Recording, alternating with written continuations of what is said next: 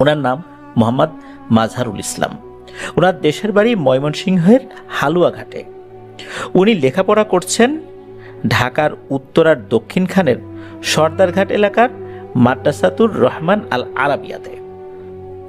ঘটনাটি এই মাদ্রাসাকে কেন্দ্র করেই।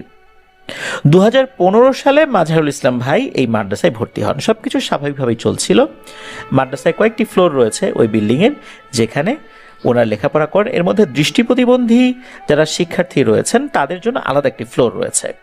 তাদের টেক কেয়ার করার জন্য আলাদা কিছু ব্যাপার স্যাপার থাকে। তাদের যত্ন, তাদের পড়ার যেই ধরন, পড়া নেয়ার যে ধরন, সব কিছুই কিন্তু আলাদা একটা সিস্টেমে পরিচালিত হতে হয়। কারণ অন্যান্য 8-10টা স্বাভাবিক স্টুডেন্টদের মতো ওনারা কিন্তু নন। এই জন্য যারা ওস্তাদ রয়েছেন তারাও ওনাদের বিষয়ে বেশ সতর্ক থাকেন, যাতে করে ওনাদের কোনো অসুবিধা না হয়। 2016 সালের দিকে একজন স্টুডেন্ট ভর্তি হয়, যার বাড়ি আমিনবাজারে, গাবতলীর পরে যে আমিনবাজার রয়েছে সেখানে। ছেলেটার নাম ইয়াহিয়া। ছেলেটা দৃষ্টি প্রতিবন্ধী। আমরা সাধারণত দৃষ্টি প্রতিবন্ধী ভাই বা বোন যাদেরকে দেখি, ওনাদের কিন্তু একটা বিশেষ বৈশিষ্ট্য রয়েছে। এটা প্রিয় লিসেনার্স আপনারাও খেয়াল করবেন, ওনাদের অসাধারণ স্মৃতিশক্তি থাকে। এর কারণ হচ্ছে যে আমরা যখন একই সাথে দেখি এবং শুনি, সেটা আমাদের মস্তিষ্কে বেশ বড় ধরনের চাপ সৃষ্টি করে। এটা যদি আমি সহজভাবে বলতে চাই তাহলে খেয়াল করবেন, একটি ভিডিও যদি মোবাইলে ধারণ করা হয়, সেই ভিডিওটা মেমোরির কতটুকু অংশ খায়। কিন্তু একটি অডিও যদি ধারণ করা হয় একই ডিউরেশনের, তাহলে সেই অডিওটা কি পরিমাণ জায়গা খায় বা জায়গা দখল করে।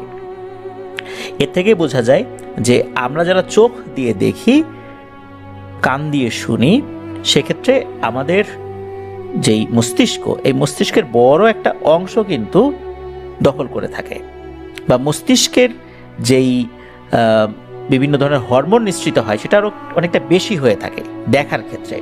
দৃষ্টি প্রতিবন্ধী ভাইদের ক্ষেত্রে কিন্তু বিষয়টা এরকম নয়। তারা শুধু শুনছেন, যার কারণে খুব সহজেই শোনা জিনিসটা ওনাদের মাথায় থেকে যায় দীর্ঘ সময় অবিকৃতভাবে।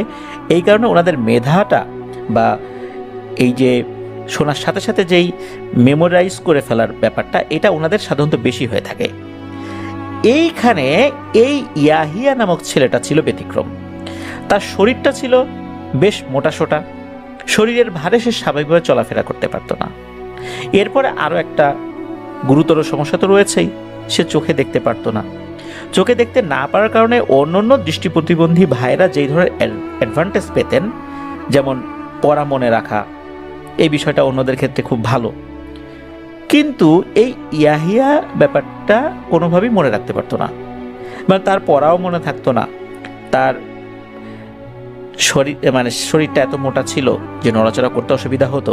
সেই সাথে সে ছিল খুবই বোকাশোকা, সরল সহজ একটা ছেলে। তার এই সহজ সরলতা, এটা অনেকেই মজা করতো এটা নিয়ে। মাদ্রাসার বেশ কিছু স্টুডেন্টরা মজা করতো, যারা স্বাভাবিক বাচ্চা আর কি, তারা মজা করত। আবার অন্য যারা আছে তারা আবার ওর প্রতি খুব সহানুভূতিশীল ছিল, তারা ওকে বিভিন্ন কাজে সহযোগিতা করত। এর মধ্যে একজন ভাই, যিনি তার ওস্তাদের মতো, যদিও তিনি একজন স্টুডেন্ট, কিন্তু তার ওস্তাদের মতো সবসময় তাকে শাসন করতেন, ভালোবাসতেন, গাইড করতেন। তো উনি যেটা করতেন সেটা হচ্ছে যে উনি যেটা দেখলেন যে এই যে ইয়াহিয়া ছেলেটা, সে যখন মাদ্রাসায় ভর্তি হলো, মাদ্রাসায় যে স্বাভাবিক খাবারগুলো ইয়াহিয়া ছেলেটা আসলে ওইভাবে খেতে পারে না। এখন খাবারের সময় চলে যাচ্ছে, সে আস্তে আস্তে খাচ্ছে, আবার ক্লাসে বসতে হবে, তখন ওই বড় ভাই ইয়াহিয়াকে বেশ ধমকাতেন, যাই কি ব্যাপার, তুমি এরকম করো কেন, তাড়াতাড়ি খাও না কেন। তখন ওই ইয়াহিয়া বলতো যে আসলে তার এই শারীরিক বিভিন্ন সমস্যা, এই কারণে তার মা বাবা সবসময় ভালো ভালো খাবারে অভ্যস্ত করিয়েছিলেন। এই জন্য সাধারণ খাবারগুলো তার খেতে কষ্ট হয়, সে অভ্যস্ত না, সে আস্তে আস্তে অভ্যস্ত হওয়ার চেষ্টা করছে। তো যেমন তাকে বিভিন্ন বিষয়ে অভ্যস্ত করানোর চেষ্টা করতেন সেই ভাই, সেই সাথে তাকে বিভিন্ন ধরনের কাজে পরামর্শ দিতেন, নিজে তার কাজে সহযোগিতা করতেন। এভাবে একজন গার্ডিয়ান যেভাবে শাসনও করে, ভালোবাসে, সহযোগিতা করে, উনিও ঠিক সেভাবেই কাজ করতেন। তার নাম হচ্ছে হাফেজ মাহমুদ ভাই। উনি বেশ ভালো রকমের একজন গাইড হিসাবে এই ইয়াহিয়ার সাথে থাকতেন বা কাজ করতেন আর কি। মাহমুদ ভাইও, ওনারও এই দৃষ্টি প্রতিবন্ধী সংক্রান্ত এই সমস্যাটা ছিলই। তো হয় কি, 2016 সালে ইয়াহিয়া ভর্তি হওয়ার পর বেশ ভালো যাচ্ছিল মোটামুটি। ওই একই বছরের আগস্ট মাসের 2 তারিখে ভয়ঙ্কর একটি ঘটনা ঘটে যায়। তবে সেই ঘটনাটার আগে আরেকটি ঘটনা হয়েছিল, সেটা হচ্ছে যে দৃষ্টি প্রতিবন্ধীরা যেই ফ্লোরে থাকতো সেখান থেকে আরেকটা ফ্লোরে তোলা হয়, নতুন একটা ফ্লোরে। সেই ফ্লোরে নতুন টাইলস লাগানো হয়েছে। নর্মালি কিছু কিছু টাইলস থাকে না যে পিচ্ছিল থাকে, একটু পানি থাকলেই বেশ পিচ্ছিল হয়ে যায়। তো এই ইয়াহিয়া, সে যখন পড়ার সময়টা চলছিল তখন ওস্তাদের কাছ থেকে ছুটি নিয়ে সে ওয়াশরুমে যাবে। এখন নতুন টাইলস তো, ওই টাইলসগুলো ওরকম একদম খসখসে ছিল না, কিছুটা পিচ্ছিল টাইপের ছিল আর কি, যার কারণে ওখানে সে পা পিছলে পড়ে যায়। এদিকে অনেক সময় হয়ে যায়, সে আসে না। এদিকে ওস্তাদ, উনি চিন্তা করলেন কি ব্যাপার, ইয়াহিয়া ছেলেটা আসে না কেন, আবার কোনো সমস্যা হলো কিনা। এমনিতে তো তার শরীরটা খুব ভারী, নড়াচড়া করতে অসুবিধা হয়। তো উনি যখন বাইরে যান, বাইরে গিয়ে দেখেন যে একটা ভয়ঙ্কর দৃশ্য, ইয়াহিয়া উপর হয়ে পড়ে আছে এবং সে জোরে জোরে শ্বাস নিচ্ছে। তখন ওস্তাদ তাকে টেনে তোলেন, তাকে একটু স্বাভাবিক করেন, বলেন যে কি হয়েছে তোমার। তখন ইয়াহিয়া বলে যে সে পা পিছলে পড়ে গেছে, এমনিতে শরীর ভারী তো, উঠতে পারে নাই, আর কোনো ধরনের কোনো সমস্যা নিশ্চয়ই হয়েছে, যার কারণে সে চিৎকার চেঁচামেচিও করতে পারে নাই। যাই হোক, ওখান থেকে তাকে তুলে আনা হয়। এরপরে বিভিন্ন সমস্যা দেখা দেয় ইয়াহিয়ার সাথে, কারণ হচ্ছে যে একে তো তার শারীরিক সমস্যা ছিলই, তার সাথে এইভাবে পড়ে যাওয়ার পরে তার কোমরে মারাত্মক সে ব্যথা পেয়েছে। ডাক্তার দেখানো হয়, টেস্ট করা হয়, রেজাল্ট আসে তার কোমরটা ভেঙে গেছে। কোমরটা ভেঙে গেছে, এত ভারী একটা ছেলে, তাকে নড়ানো চড়ানো, তার সব কিছু দেখাশোনা করা, এটা কিন্তু সকলের জন্য বেশ টাফ একটা ব্যাপার হলেও মাদ্রাসার অধিকাংশ ছাত্র, শিক্ষক সকলে মিলে ইয়াহিয়ার সেবা করত। এদিকে ইয়াহিয়ার পরিবার, তার মা বাবা বিশেষ করে ইয়াহিয়াকে খুব ভালোবাসতেন। সাধারণত হয় কি যে এই ধরনের কোনো একটা বাচ্চা যদি কোনো পরিবারে থাকে, পরিবারের অনেক সদস্যরাই তার প্রতি অবহেলা করার একটা প্রবণতা আমরা দেখি, কিন্তু ইয়াহিয়ার ব্যাপারটা ছিল ভিন্ন রকমের। তার মা বাবা বা পরিবারের অন্য সদস্যরা ইয়াহিয়াকে খুবই ভালোবাসতেন। তো ইয়াহিয়ার এই খবর শুনে তারা সকলে চলে আসেন। আসার পর তারপর ইয়াহিয়াকে ওনারা আরো অধিকতর চিকিৎসার জন্য নিয়ে যান। এর অল্প কিছুদিন পর, এই যে আগস্ট মাসের 2 তারিখে বেলা 11:30টার দিকে একটা খবর আসে মাদ্রাসায় যে ঢাকা মেডিকেল কলেজ হসপিটালে চিকিৎসারত অবস্থায় ইয়াহিয়া মারা গেছেন। ইন্না লিল্লাহি ওয়া ইন্না ইলাইহি রাজিউন। তো ইয়াহিয়ার বাড়ি তামিনবাজার ছিল। মারা যাওয়ার পর ইয়াহিয়ার ডেড বডিটা সরাসরি আগে মাদ্রাসায় আনা হয়। মাদ্রাসায় আনার পর নিচতলাতে একটা জায়গা ছিল, তো সেখানে ইয়াহিয়াকে গোসল দেওয়া হয়, সেখানে কাফনের কাপড় পরানো হয় এবং মাদ্রাসার স্টুডেন্টরা, উস্তাদরা ইয়াহিয়ার জানাজার নামাজ পড়েন। এরপর ইয়াহিয়ার ডেড বডি তার বাড়িতে নিয়ে যাওয়া হয় এবং সেখানেই তাকে দাফন কাফন করা হয়। যারা দৃষ্টিসম্পন্ন শিক্ষার্থী ছিলেন বা ওস্তাদরা ছিলেন, তারা সকলে বলেছিলেন একটা অদ্ভুত বিষয়, ইয়াহিয়া এমনিতে মৃত্যুর পূর্বে তার চেহারাটা যেরকম ছিল, কিন্তু মৃত্যুর পর তার চেহারাটা অন্যরকম লাগছিল, একটা নুরানি ভাব, তার মুখে ছিল হাসি, অদ্ভুত রকমের একটা হাসি, মনে হচ্ছে যে সে হাসছে।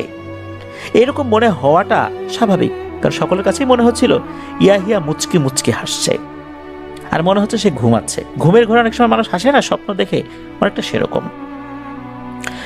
ইয়াহিয়ার জন্য সকলেই ব্যথিত ছিল। ইয়াহিয়ার সাথে সবাই যে ভালো ব্যবহার করতো বিষয়টা এরকম না। মাদ্রাসার কিছু কিছু স্টুডেন্টরা কিন্তু তার সাথে দুর্ব্যবহারও করত, তার সাথে খারাপ আচরণ করত। ইয়াহিয়া এতে মনে কষ্ট পেত না।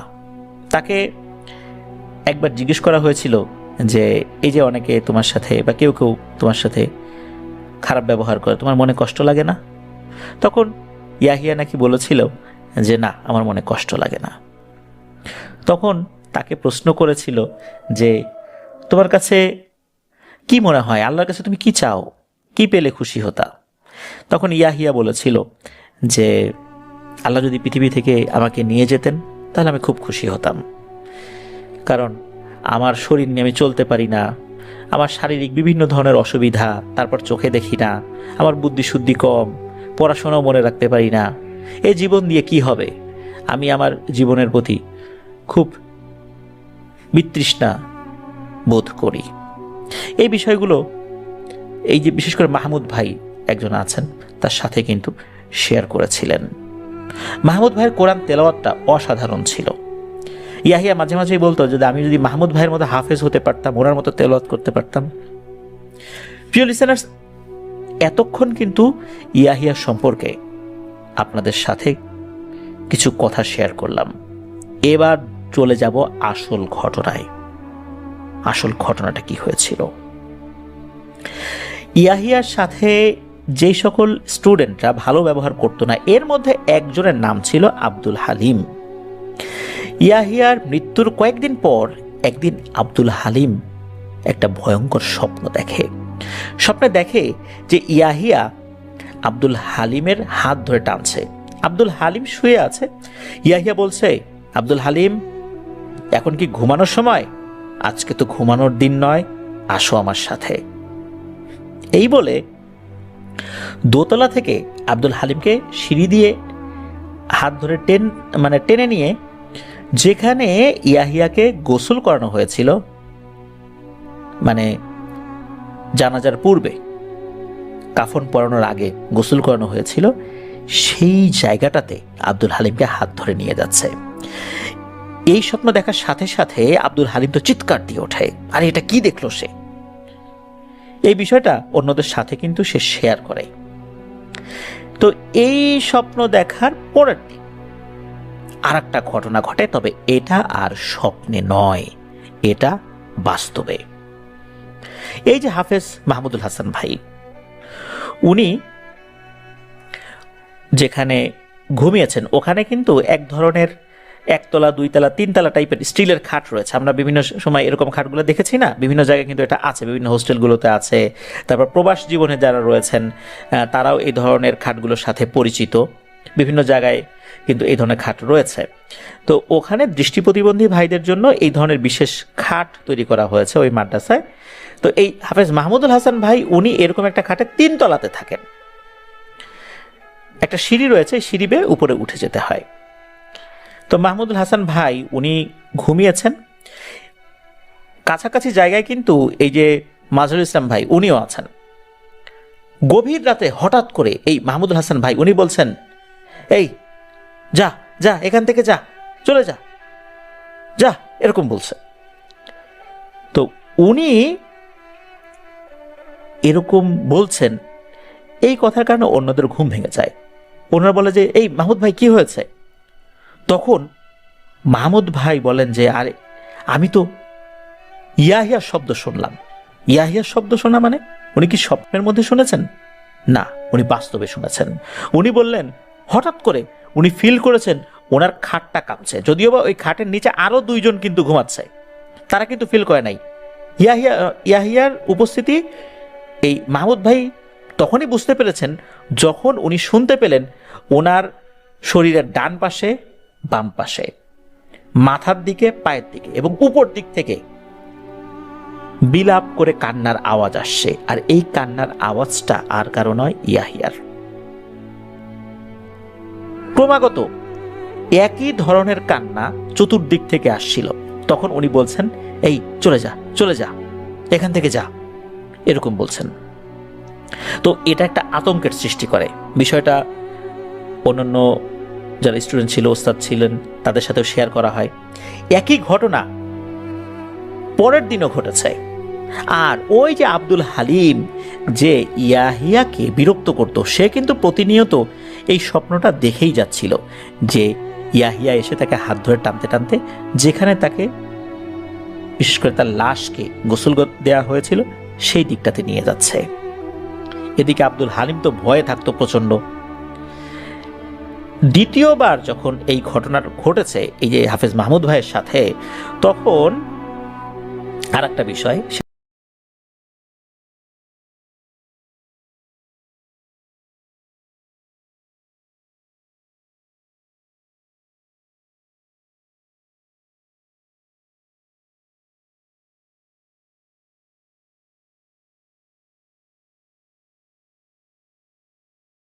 এই জন্য আমির হামজা নামে আর একজনকে সেখানে রাখা হয়।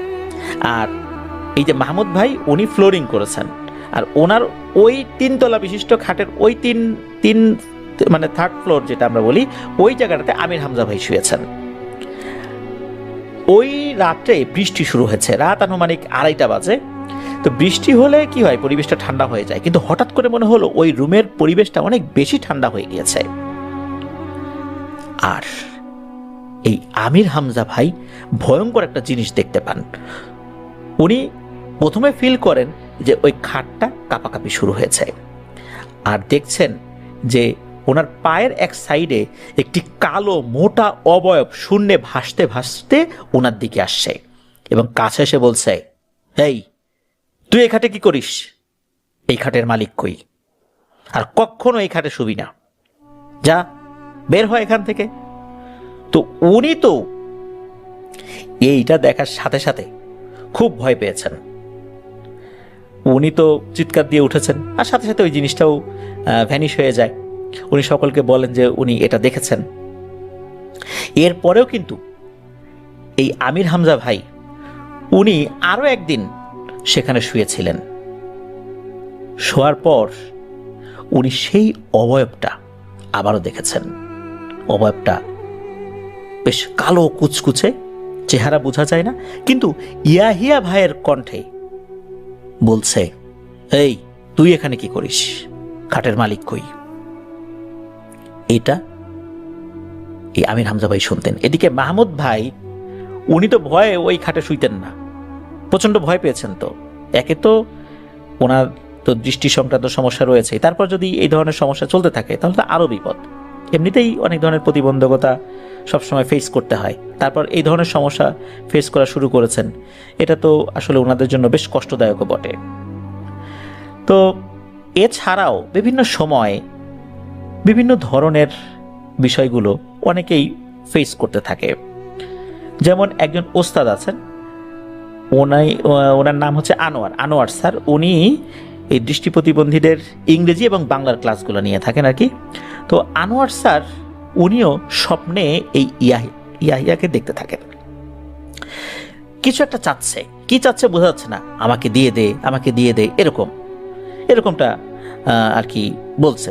যেহেতু এই সমস্যাটা বেশ তীব্র আকার ধারণ করেছে, এই সমস্যার সমাধান কিভাবে করা যায়, এই যে মাজহারুল ইসলাম ভাই উনি তখন এই মাহমুদ ভাই ওনার সাথে কিন্তু ক্রমাগত ঘটনা ঘটছে। আর ওইদিকে ওই যে আব্দুল হালিম বা আমির হামজা ভাই, তাদের সাথে ঘটনা কিন্তু অনেকটাই কমে এসেছে, কারো কারোর সাথে ঘটনা একদম বন্ধই হয়ে গেছে বলতে হবে। কিন্তু মাহমুদ ভাই উনি কিন্তু এই সমস্যা থেকে বের হতে পারছিলেন না। মাজহারুল ইসলাম ভাই তখন এই ময়মনসিংহের হালুয়াঘাটে এক নাম করা আলেমে দিন, যার নাম আল্লামা জিল্লুর রহমান দামাত বারকাতুহুম, তার কাছে নিয়ে যান। তো উনি সব কথা শোনার পর উনি বলেন, এটা তেমন কোনো ব্যাপার না, ইনশাল্লাহ ঠিক হয়ে যাবে, চিন্তা করো না। উনি কিছু ঝাড়ফুঁক করে দেন, কিছু রুকিয়া করে দেন। তো সত্যি এরপরে মাহমুদ ভাইয়ের সাথে এই বিষয়টা আর হয় না। মাদ্রাসার ওস্তাদরাও ওনারা এই ইয়াহিয়া ভাইয়ের জন্য সাদাকা করেছিলেন, দোয়া করেছিলেন। আল্লাহর রহমতে এরপর থেকে আর কোনো ধরনের কোনো সমস্যা হয়নি। এভাবেই সমস্যাটার সমাপ্তি ঘটে। প্রিয় লিসেনার্স, শুনলেন ঘটনাটি। ইয়াহিয়া একজন দৃষ্টি প্রতিবন্ধী, বিভিন্ন ধরনের শারীরিক সমস্যা তার ছিল। তো আমাদের আশেপাশে এমন অনেকেই রয়েছে। বিশেষ করে আমি আমার নিজের একটা অভিজ্ঞতার কথা বলি। যেহেতু আমি বাংলাদেশের নামকরা একটা শিক্ষা প্রতিষ্ঠানে কর্মরত রয়েছি, মাঝে মাঝে এমন কিছু শিক্ষার্থী আমি পাই, তাদের মধ্যে কিছু কিছু বিষয় দেখি যেটা স্বাভাবিক নয়। আমি দেখি যে অনেক শিক্ষার্থী তাদের সাথে আচরণটা ভালো করছে না, আর এই কারণে ওই শিক্ষার্থীটা আরও বেশি মানসিকভাবে বিপর্যস্ত হয়ে পড়ে। আমি যখন এই ব্যাপারটা লক্ষ্য করি কোনো কোনো ক্ষেত্রে, তখন আমি চেষ্টা করি যে অন্যান্য শিক্ষার্থী যারা রয়েছে তাদের সাথেও এই বিষয়টা নিয়ে কথা বলার জন্য, তারা যেন ওই শিক্ষার্থীকে কখনো এমন কোনো কথা না বলে বা এমন কোনো আচরণ না করে যাতে ওই বাচ্চাটা মনে কষ্ট পায়। এই ধরনের শিক্ষার্থীরা স্বাভাবিক বাচ্চার সাথে মিশতে মিশতে একটা সময় তারা অনেকটাই স্বাভাবিক হয়ে যায়। আর এই ধরনের শিক্ষার্থীরা সবসময় ছোটবেলা থেকে কেয়ার পেতে পেতে, ভালোবাসা পেতে পেতে বড় হয়েছে। তারা যখন পরিবারের বাইরে আসে এই শিশু বয়সে, যখন এসে অন্যান্য স্বাভাবিক বাচ্চাদের কাছে আচরণটা ভালো পায় না, ওরা মানসিকভাবে আরও বিপর্যস্ত হয়ে পড়ে। আমাদেরকে কিন্তু এই বিষয়গুলো লক্ষ্য রাখতে হবে। আমরা যেন আমাদের আশেপাশে থাকা এই মানুষগুলো সম্পর্কে অধিকতর সচেতন থাকি। তাদের প্রয়োজনীয়তা, তারা কিভাবে ভাবছে, তারা কিভাবে চিন্তা করছে, এই বিষয়গুলো যেন আমরা খেয়াল রাখি। তাহলে ইনশাল্লাহ এরাও একটা সময় স্বাভাবিক জীবনে আস্তে আস্তে অভ্যস্ত হয়ে যাবে। কারণ আল্লাহ তাআলা সবাইকে একরকমভাবে বানান নাই। কারো বিভিন্ন ধরনের সমস্যা রয়েছে, বিশেষ করে কারো যদি মানসিক সমস্যা থাকে, বুদ্ধি কম থাকে, তাহলে তাদের সাথে আচরণটা ভিন্ন রকমের হয়। আমরা যেন তাদের এই আচরণগুলোতে বিরক্ত না হই, আমরা যেন তাদের সাথে আরও ভালো দায়িত্বশীল আচরণ করি। এটাই কিন্তু আমাদের কর্মকাণ্ড হওয়া উচিত। যদিও আমরা সবসময় সেটা করতে পারি না, আল্লাহ আমাদেরকে ক্ষমা করুন, তবে আমাদের চেষ্টা করে যেতে হবে যেন আমরা এই মানুষগুলোর সাথে ভালো আচরণ করতে পারি।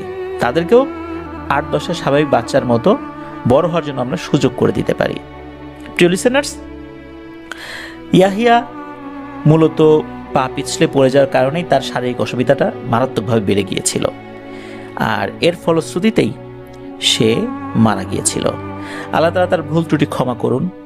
এই পৃথিবীর অনেক জিনিস সে দেখেই নাই, যা আমরা প্রতিনিয়ত দেখে পাপ অর্জন করছি। আল্লাহ তাআলা তাকে নিয়ে গিয়েছেন, জান্নাতুল ফিরদৌসের উচ্চ মাকাম দান করুন। সেই সাথে এই মাদ্রাসার যে শিক্ষার্থীরা রয়েছেন তাদের জন্য আমরা দোয়া করি, আল্লাহ তাআলা তাদেরকেও অনেক ভালো রাখুন, লেখাপড়ায় আল্লাহ তাআলা বরকত দান করুন।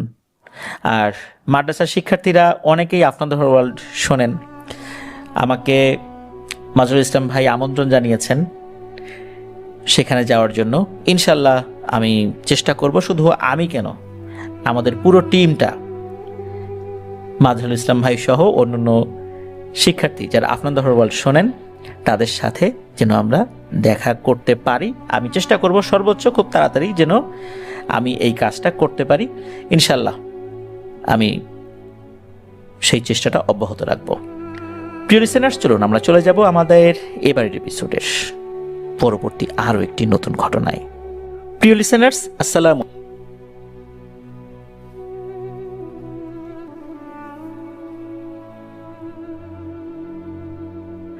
প্রিয় লিসেনার্স, চলে এলাম আমাদের এবারের হরর নাইট এপিসোডের 63তম আয়োজনের শেষ ঘটনায়।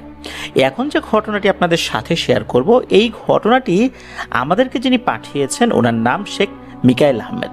ওনার বাড়ি মাগুরা জেলার মোহাম্মদপুর উপজেলায়। আমরা কিন্তু বেশ কয়েকটি ঈদে স্পেশাল এপিসোড করেছি, ঠিক তেমনি একটা এপিসোডে ঘটনা ছিল আম্বিয়াপড়ির। আম্বিয়াপড়ির ঘটনা এই মিকাইল আহমেদ ভাই উনি এবং ওনার ওয়াইফ শুনছিলেন। এই ঘটনাটি যখন ওনারা শোনেন তখন ওনার ওয়াইফ বলেন যে ওনার কাছে একটি পরীর ঘটনা আছে, আর এই ঘটনাটি ওনার এক নানার সাথে ঘটেছিল। তখন মিকাইল আহমেদ ভাই উনি ওনার স্ত্রীর কাছ থেকে ঘটনাটি সংগ্রহ করেন, আর সেই ঘটনাটি এখন আপনাদের সাথে শেয়ার করব। চলুন শুরু করি ঘটনা। ঘটনাটি 1975 সালের পরে ঘটেছিল। নির্দিষ্ট করে সালটা আসলে বলা যায় না, সময়টাও বলা যায় না, তবে শীতকাল ছিল না এতটুকু বলা যায়। ঘটনা যখন ঘটে তখন খলিল নানার বয়স 15 কি 16 বছর হবে। খলিল নানার বাড়ি ফরিদপুর জেলার কামালদি গ্রামে। ওই সময়ের প্রেক্ষাপটে ওই গ্রামে ভালো কোনো মাদ্রাসা ছিল না, যার কারণে ভালো একটি মাদ্রাসায় পড়ানোর জন্য ওনার পরিবার বিভিন্ন জায়গায় খোঁজ খবর নিচ্ছিলেন। ওই সময়ে কিন্তু নোয়াখালী, কুমিল্লা এই অঞ্চলগুলোতে বেশ ভালো ভালো নাম করা মাদ্রাসা ছিল। এই কারণেই কুমিল্লারই কোনো একটা জায়গায় একটি মাদ্রাসায় এই খলিল নানাকে ভর্তি করিয়ে দেওয়া হয়। ওই মাদ্রাসায় যে স্টুডেন্টরা থাকতো, প্রত্যেকটা স্টুডেন্টই আশেপাশের বিভিন্ন বাড়িতে লজিং থাকতো। কেউ কেউ রাতের বেলা সেখানে থাকতো। বিশেষ করে যারা বেশ বড় হয়ে গিয়েছে তারা মাদ্রাসায় থাকতো, রাতের বেলা খাবার টাবার নিয়ে চলে আসতো। আবার যাদের বয়স একটু কম, অনেক সময় দেখা যেত তারা লজিং বাড়িতেই থাকতো রাতের বেলা। ফজরের আজান হয়ে গেলে তখন তারা মাদ্রাসায় চলে আসতো। অনেক দূরে দূরে যে থাকতো বিষয়টা এরকম না, কাছাকাছি জায়গায় লজিংগুলো ঠিক করে দিত এলাকাবাসী। তারপর মাদ্রাসার তরফ থেকে এলাকাবাসীও এই বিষয়ে খুব আন্তরিকতার সাথেই কাজগুলো করত। তো ওইভাবেই চলছিল। খলিল নানাও খুব ভালো মতো লেখাপড়া করছিলেন, কোনো ধরনের কোনো সমস্যা হচ্ছিল না। খলিল নানা যেই মাদ্রাসায় লেখাপড়া করতেন, ওই মাদ্রাসা থেকে ওনার যে লজিংয়ের বাড়িটা, সেই লজিংয়ের বাড়িটা যে অনেক দূরে বিষয়টা এরকম না, তবে 200 মিটার বা 250 মিটার, মানে 1 কিলোমিটারের 4 ভাগের 1 ভাগ দূরত্বে ছিল আর কি। তো ওই লজিং যে বাড়িটা, ওই বাড়িতে ঢোকার আগেই বেশ বড় একটা বাগান পড়তো। ওই বাগানে বিভিন্ন ধরনের গাছ ছিল, তার মধ্যে বড় একটা তাল গাছ ছিল, বেশ অনেক বড় ছিল ওইটা তাল গাছটা। আর ওইটার পাশ দিয়েই ছোট্ট একটা নদীর মতো ছিল, নদী না, একটা খালের মতো বলা চলে আর কি। ওই খালে বিভিন্ন সময় জেলেরা মাছ ধরতে আসতো। খলিল নানার বয়স 15-16 হলেও উনি বেশ সুঠাম দেহের অধিকারী ছিলেন।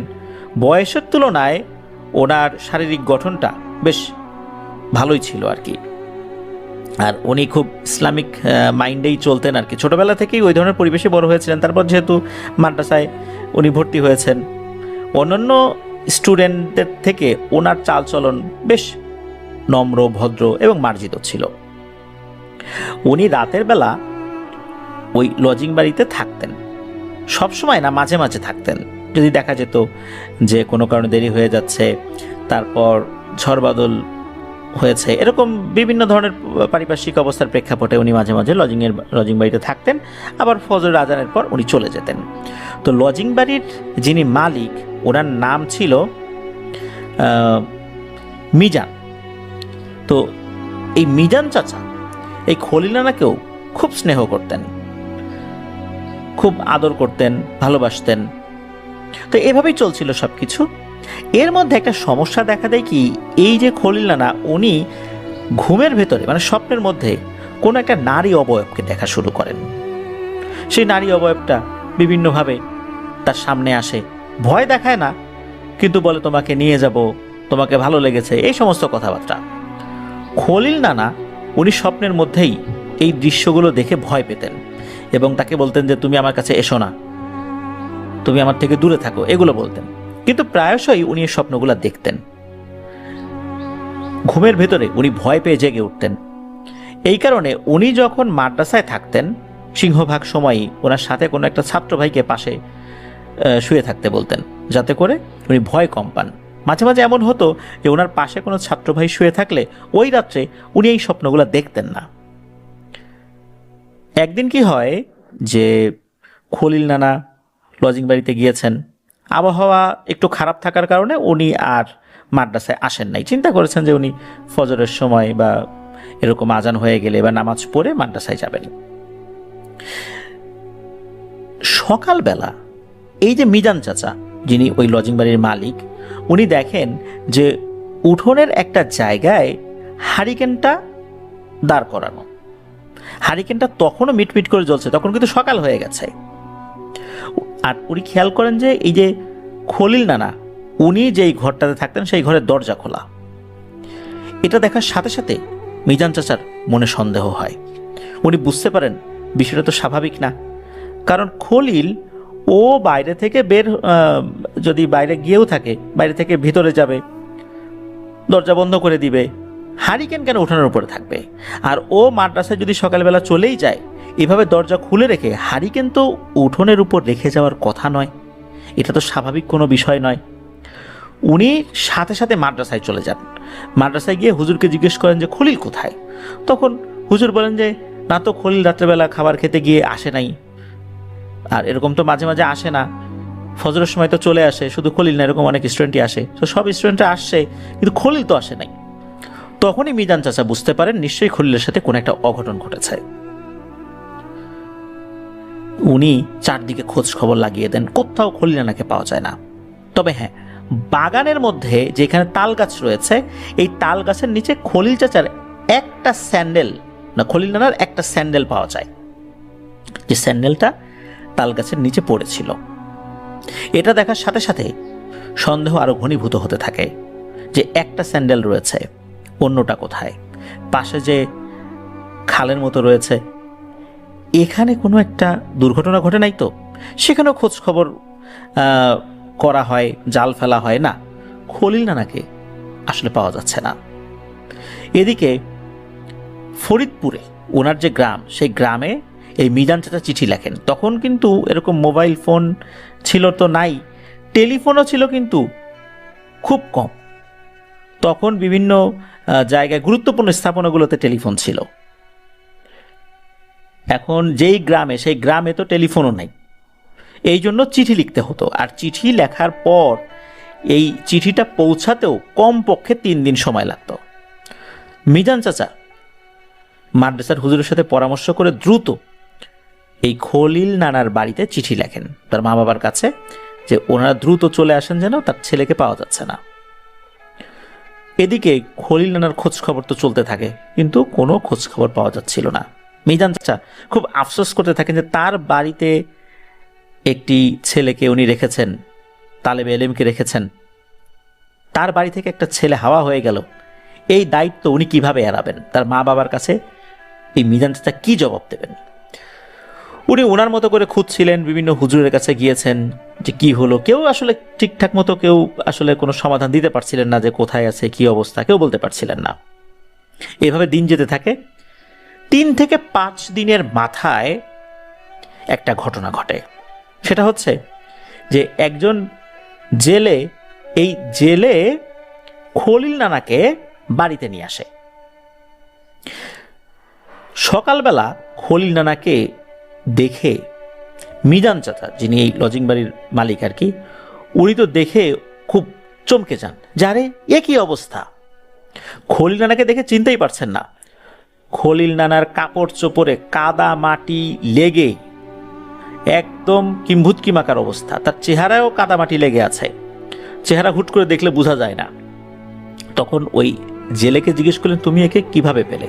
তখন ওই জেলে বলেন যে উনি সকালবেলা এদিক দিয়ে মাছ ধরতে ধরতে যাচ্ছিলেন একটা নৌকার উপরে, হঠাৎ করে দূর থেকে একটা আওয়াজ শুনে উনি তাকান। উনি দেখেন যে বাগানের মধ্যে, যে বাগানের মধ্যে তাল গাছ রয়েছে, এই বাগানের ভেতর থেকে একটা আওয়াজ আসছে। তো এই বাগানকে ঘিরে বিভিন্ন ধরনের ভয়ের ঘটনা এলাকাবাসীর মধ্যে প্রচলিত ছিল। উনি এই আওয়াজ শুনে চিন্তা করেছেন যে ভূতের আওয়াজ বা কোনো জিন তাকে ডাকছে। এই চিন্তা করে উনি দ্রুত ওখান থেকে চলে যাচ্ছিলেন, কিন্তু বারবার আওয়াজ আসছিল। তখন ওনার মনে সন্দেহ লাগে, যেহেতু দিনের বেলা। উনি তখন নৌকাটা তীরে রেখে ওই বাগানের মধ্যে ঢুকেছেন। ঢোকার পর দেখেন যে এই অবস্থা। এটা দেখে ওই জেলে আরো ভয় পেয়েছেন, কারণ একদম কাদামাটি লাগা অবস্থা, তারপর কাদামাটিও শুকিয়ে গিয়েছে, কেমন যেন একটু বিদঘুটে দেখা যাচ্ছে, আর আশেপাশে কেউ নাই। প্রথমে চিন্তা করছে এটা মনে হয় কোনো ভূত প্রেত হবে। উনি আবার উল্টো দিকে দৌড় দিতে গিয়েছেন, কিন্তু না। আবার যখন পেছন থেকে ডাক দিচ্ছে, তখন এই যিনি জেলে, উনি চিন্তা করেন যে এটা তো মানুষই মনে হচ্ছে। তখন কাছে যান, যাওয়ার পরে বুঝতে পারেন, আরে এই ছেলেকে তো আমি চিনি, এ তো সেই ছেলে যে 3-4 দিন আগে নিখোঁজ হয়ে গেছে, মিজান চাচার বাড়িতে লজিং থাকতো, মাদ্রাসায় পড়ে। তখন দ্রুত তাকে উঠিয়ে এই মিজান চাচার বাড়িতে নিয়ে আসেন। মিজান চাচা নিজের হাতে এই খলিল নানাকে গোসল করিয়ে কাপড় চোপড় পরিবর্তন করে দেন। খলিল নানা কোনো কথা বলতে পারছিলেন না ওইভাবে, শুধু বলছিলেন যে আমার খুব ক্ষুধা লেগেছে, আমি ভাত খাবো। মিজান চাচার স্ত্রী, উনি দ্রুত রান্না বাড়া করেছিলেন যেন খলিল নানাকে খাওয়াতে পারেন। তো খলিল নানা খাওয়ার পর একটু স্বাভাবিক হন। আর এই যে মিজান চাচা চিঠি পাঠিয়েছিলেন, খলিল নানার বাড়ির লোকজনও চলে আসে ইতোমধ্যে। তবে ওনারা এসে দেখেন যে খলিল নানাকে পাওয়া গেছে। সকলের আগ্রহের কেন্দ্রবিন্দু ছিল হচ্ছে খলিল নানা কোথায় গিয়েছিলেন, এই কয়েকদিন কোথায় ছিলেন। খলিল নানা যখন একটু স্বাভাবিক হন, তখন উনি বলতে থাকেন, সেটা হচ্ছে যে ওই রাত্রে উনি খাওয়া দাওয়া করার পর শুয়েছিলেন, বেশ রাত্রে ওনার ওয়াশরুমে যাওয়ার দরকার হয়। তো ওয়াশরুমে যাওয়ার জন্য উনি যখন ঘর থেকে বাইরে বের হয়েছেন, তখন উনি হঠাৎ করে ফিল করেন যে দুটো নরম হাত তার দুই হাতের বাহুতে ধরেছে, চেপে ধরেছে এবং তাকে শূন্যে তুলে নিয়ে যাচ্ছে। উনি যখন শূন্যে উঠে যাচ্ছিলেন, তখন একটা গাছের ডালের সাথে তার পায়ের আঘাত লাগে, তখন পায়ের একটা স্যান্ডেল পড়ে যায়। উনি তখন নিচের দিকে তাকান, দেখেন সেই তাল গাছটার একটা পাতার সাথে, তাল গাছের পাতাগুলো তো বেশ বড় হয়, তালের পাতা এই যে পাখাগুলো বানানো হয়, তো ওই রকম চওড়া একটা পাতার সাথে তার পায়ের আঘাত লাগে, তখন ওই স্যান্ডেলটা পড়ে যায়। উনি এটা দেখার পর ওনার আর কোনো কিছু আসলে মনে নাই, উনি একটা ঘোরে চলে যান, মানে একটা ঘোরের জগতে, একটা মায়ার জগতে চলে যান। ওনার শরীরের উপরে ওনার কোনো নিয়ন্ত্রণ নাই। ওনার শুধু এতটুকু মনে আছে উনি শূন্যে ভেসে যাচ্ছিলেন এবং দুটো হাত ওনার দুটো বাহুকে চেপে ধরে রেখেছিল। এরপর ওনার যখন সেন্স আসে, তখন দেখেন যে উনি একটা ভিন্ন জগতে আছেন, সামনে বিভিন্ন ধরনের খাবার রাখা, মিষ্টি রাখা, আর স্বপ্নে যেই পরীটাকে উনি দেখতেন সেই পরীটা তার সামনে, সেই পরীটা তাকে মিষ্টি খাওয়ার জন্য অফার করছে। এদিকে এই যে খলিল নানা, ওনার কিন্তু একটা বিষয় মাথায় ওই সময় কাজ করছিল। বিভিন্ন ময়মুরব্বী এবং ওনার উস্তাদদের মুখ থেকে শুনেছিলেন যে জিনেদের জগতের মিষ্টি যদি কেউ খায়, বিশেষ করে ওই জগতে যাওয়ার পরে সেখানকার মিষ্টি খায়, তাহলে নাকি অনেক ক্ষেত্রেই তাদের বশীভূত হয়ে যেতে হয়, তাদের কথার বাইরে যাওয়া যায় না। খলিল নানা তো কোনোভাবেই সেই মিষ্টি খাবেন না, কোনো খাবারই খাবেন না, সমানে কান্নাকাটি করছেন, ফুপিয়ে ফুপিয়ে কাঁদছেন। তার এই কান্নাকাটি দেখে ওই পরীর মা বাবা ওই পরীকে খুব বকাঝকা করে যে কোন মা বাবার সন্তানকে তুই নিয়ে আসছিস সেভাবে, ওর তো কোনো সম্মতি নাই এখানে আসার, তুই কেন এখানে নিয়ে আসলি এই পরিস্থানে, যা এখানে ফেরত দিয়ে আর কখনোই একে বিরক্ত করবি না। এদিকে ওই পরী বলে না, ওকে আমি ফেরত দেবো না, ওকে আমি বিয়ে করব, এটা সেটা বলছে। ওর মা বাবা নাকি খুব রাগারাগি করে এবং হুমকি ধামকিও দেয় সেই পরীকে। একটা পর্যায়ে পরী বলে ঠিক আছে দিয়ে আসতেছি। পরীটা ছিল খুবই রাগান্বিত অবস্থায়। তখন নাকি এই খলিল নানাকে পরী আবার দিয়ে যেতে থাকে। ওই দিন রাতের বেলায় নাকি দিয়ে যায়, কিন্তু দেখা যাচ্ছে যে এর মধ্যে বেশ কয়েকটা দিন কেটে গেছে। আসলে এবার এটা খলিল নানা ওইভাবে বলতেও পারেন না, খলিল নানা শুধু এতটুকু বলতে পারেন যে ওখানে যাওয়ার পর এরকম কান্নাকাটি হয়েছিল, তারপরে ওনাকে দিয়ে যায়। যখন দিয়ে যায়, পরীটা এতটাই ক্ষিপ্ত ছিল, ওই তাল গাছের ওই কাছাকাছি এসে একটু নিচে নামিয়ে প্রায় 10 হাত উপর থেকে খলিল নানাকে ছেড়ে দিয়েছিল। ওই রাত্রে বৃষ্টি হয়েছিল, যার কারণে মাটি বেশ কর্দমাক্ত ছিল, ওই কাদার মধ্যে ওই খলিল নানা পড়ে গিয়েছিলেন, যার কারণে আল্লাহর রহমত ওনার শরীরে তেমন কোনো আঘাত লাগে নাই, তবে পুরো শরীর কর্দমাক্ত হয়ে গিয়েছিল আর কি, কাদা লেগে একদম বিশ্রী অবস্থা। খলিল নানার ভাষ্য অনুযায়ী উনি মাঝখানে ওখানে সর্বোচ্চ 1 দিন ছিলেন। এদিকে 3 থেকে 5 দিন কিন্তু কেটে গিয়েছে। উনি কি আসলে 3 থেকে 5 দিন এই তাল গাছের নিচে অজ্ঞান অবস্থায় ছিলেন, নাকি এই 3 থেকে 5 দিনই উনি ওই পরিস্থানে ছিলেন, এটা আসলে নিশ্চিতভাবে বলা যায় না। এই ঘটনার পর ওই পরীটা খলিল নানাকে বিরক্ত করতে পারে এরকম একটা সমস্যা কিন্তু থেকে যায়, বা এরকম একটা সন্দেহ কিন্তু থেকে যায়। তো খলিল নানার পরিবারের সদস্যরা যেহেতু ওখানে এসেছিলেন, খলিল নানাকে ওনারা ফরিদপুরে নিয়ে আসেন, নিজ বাড়িতে নিয়ে আসেন। সেখানে ভালো একজন হুজুরকে দেখানো হলে তখন হুজুর বলেন যে খলিলের যদিও বিয়ের বয়স হয়নি, তবুও তাকে এখনই বিয়ে করিয়ে দিতে হবে, তা না হলে পরবর্তীতে আরও বড় ধরনের সমস্যা হতে পারে। তখন একজন কোরআনে হাফেজা নারীর সাথে খলিল নানার বিয়ে হয়ে যায়। ওনাদের 2 ছেলে এবং 1 মেয়ে আছে এবং তারা সকলেই কোরআনের হাফেজ হয়েছে। আলহামদুলিল্লাহ, ওনারা এখনও সবাই খুব ভালো আছেন, সুস্থ আছেন, কারো কোনো ধরনের কোনো সমস্যা হয়নি। এটি ছিল ঘটনা। প্রিয় লিসেনার্স, পরীর জগতে চলে যাওয়া, নিয়ে যাওয়ার ঘটনা, এটা কিন্তু বিভিন্ন সময় আমি শুনেছি বা আপনারাও শুনেছেন।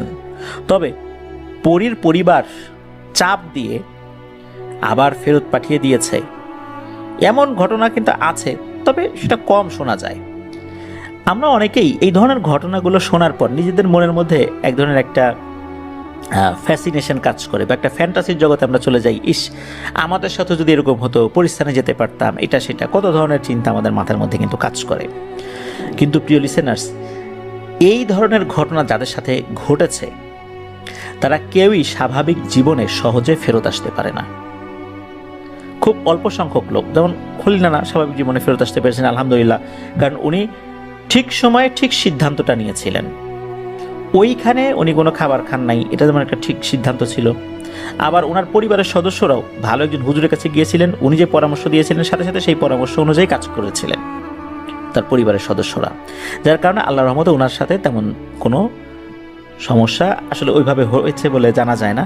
আলহামদুলিল্লাহ ওনারা ভালো আছেন। কিন্তু এমন অনেক ঘটনা রয়েছে যা মানুষের জীবনকে একদম তছনছ করে দিয়েছে।